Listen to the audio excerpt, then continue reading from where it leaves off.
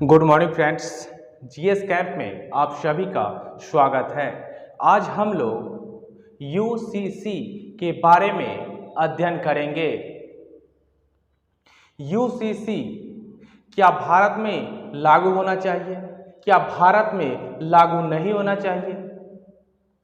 इस वीडियो को स्किप करके आप लोग नहीं देखिएगा, इसको अच्छे से समझिएगा, तभी ये पूरा प्रकरण जो है आपको समझ में आएगा। ये क्यों लागू होना चाहिए और क्यों नहीं लागू होना चाहिए, और ये लागू होगा तो इसमें आर्टिकल कौन कौन से आर्टिकल कहते हैं कि ये देश में लागू होना चाहिए, और कौन सा आर्टिकल कहते हैं कि ये देश में लागू नहीं होना चाहिए, और लागू होने में सुप्रीम कोर्ट सबसे प्रथम बार क्या कहा था, और लागू होगा तो इसमें क्या क्या बदलाव हमको देखने को मिलेगा।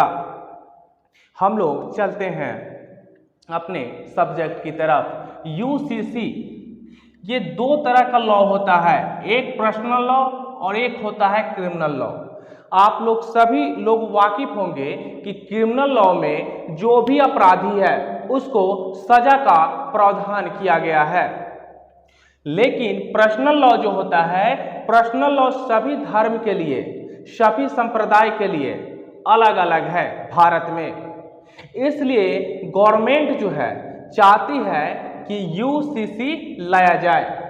यूसीसी का मतलब होता है यूनिफॉर्म सिविल कोड।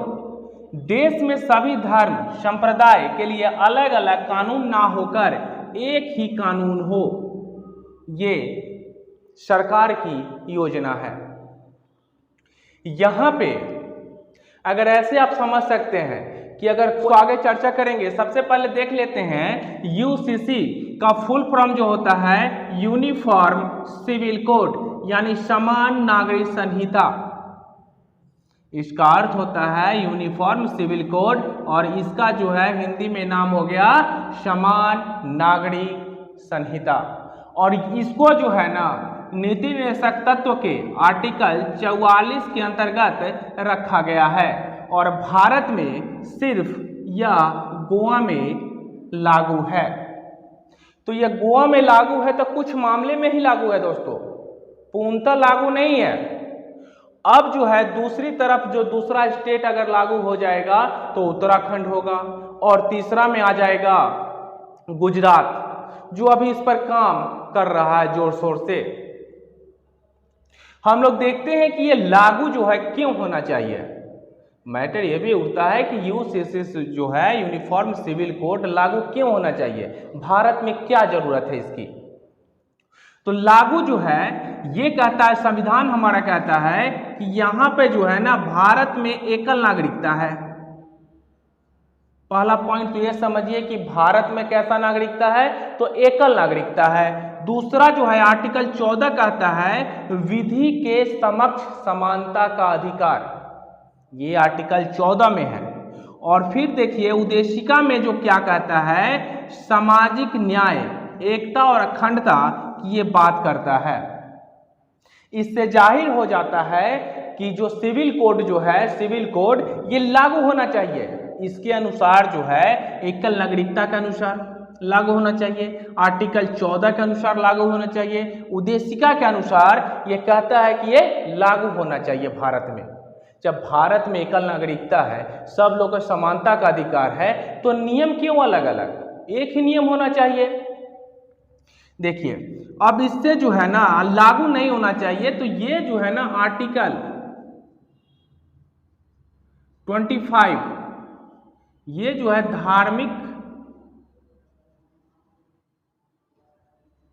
धार्मिक स्वतंत्रता की बात करता है ये आर्टिकल। इस वजह से कुछ मामलों में ये लागू नहीं होना चाहिए। ये आर्टिकल 25 कहता है कि ये लागू नहीं होना चाहिए। लागू होगा तो किसी भी धर्म को, जो मुस्लिम संप्रदाय के लोग हैं वो कह रहे हैं कि मेरे धर्म का जो है ना अवहेलना होगा अगर ये लागू होता है तो। लेकिन यहाँ पे कॉन्स्टिट्यूशन कह रहा है, आर्टिकल 14 कह रहा है, उद्देशिका कह रहा है, एकल नागरिकता का प्रावधान कह रहा है, ये लागू होना चाहिए। इससे फायदा जो है किसको किसको होगा, मैटर ये भी उठता है। इससे मान गए ये यूसीसी अगर लागू होता है तो इससे बेनिफिट किसको मिलेगा, तो इसको बेनिफिट जो है पुरुष के बराबर महिला को हक मिलेगा। पहला पॉइंट तो ये हुआ। महिला को पैतृक संपत्ति में हक मिलेगा।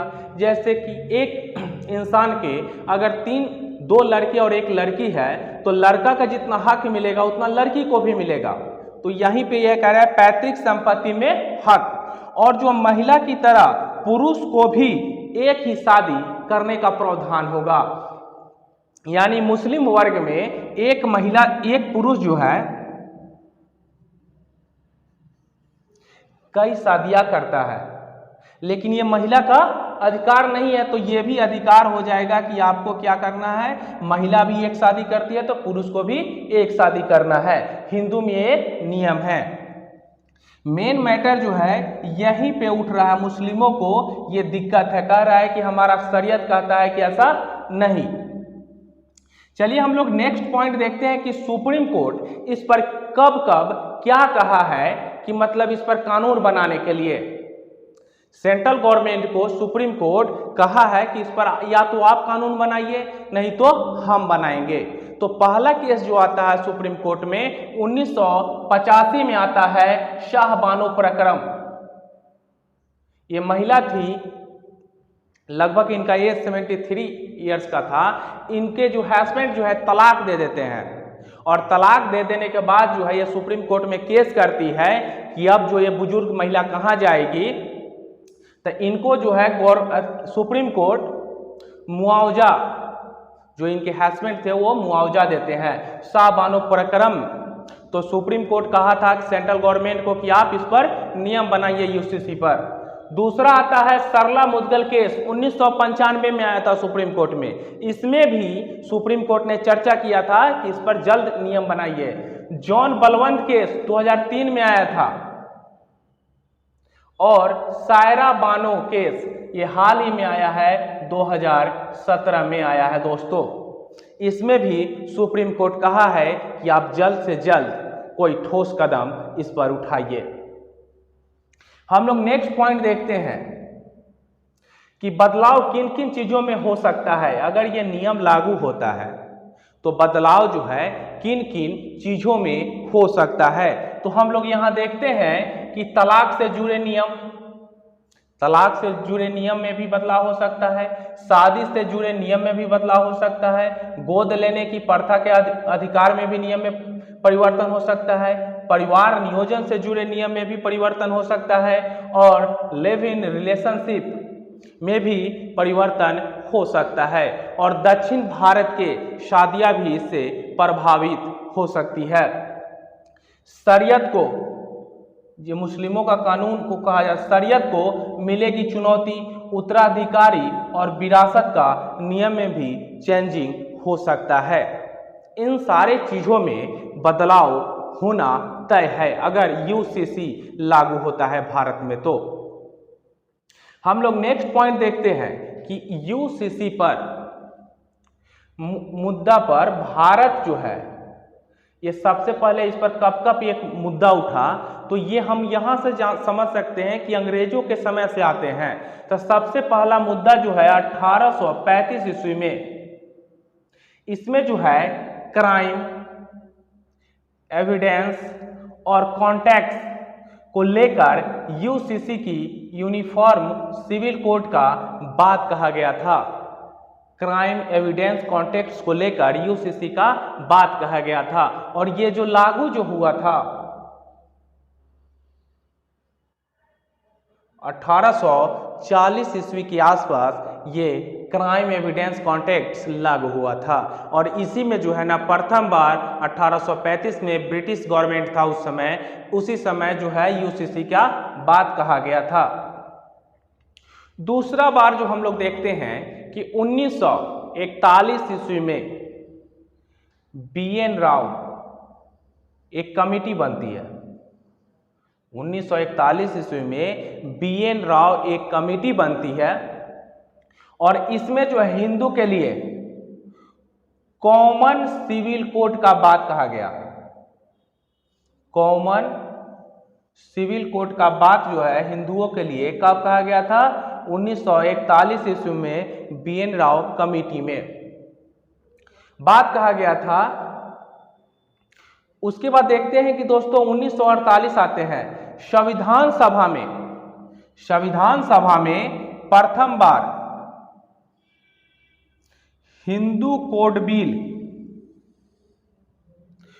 कोड बिल पेश किया गया था। 1948 में संविधान सभा द्वारा, देश आजादी के बाद संविधान सभा द्वारा 1948 में हिंदू कोड बिल पेश किया गया था, लेकिन जो है ना ये पास नहीं हो पाया।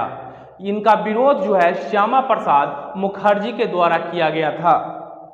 श्यामा प्रसाद मुखर्जी के द्वारा ये विरोध किया गया था, जिस कारण ये बिल जो है ना रुक गया। और इसका उद्देश्य था हिंदू महिला को सती प्रथा और बाल विवाह से मुक्ति दिलाना था। आपको याद रखना होगा। उसके बाद आते हैं 1951 ईस्वी में इसी बिल को एक पत्र लिखते हैं बी आर अम्बेडकर जी पंडित जवाहरलाल नेहरू को, और ये कहते हैं, उस पर दबाव दिया जाता है पंडित जवाहरलाल नेहरू पर कि इस बिल को लागू किया जाए, लेकिन वहां पर भी विरोध होता है डॉक्टर राजेंद्र प्रसाद के द्वारा और वो बिल रुक जाता है। लेकिन 1955 और 1956 में इस बिल को 4 भागों में डिवाइड कर दिया जाता है और इसे लागू किया जाता है। आप लोग बताइएगा कि वीडियो कैसा लगा आपको। अगर ये वीडियो आपको अच्छा लगता है तो लाइक, शेयर और सब्सक्राइब जरूर करें दोस्तों। मिलते हैं जल्द ही नेक्स्ट वीडियो में। जय हिंद।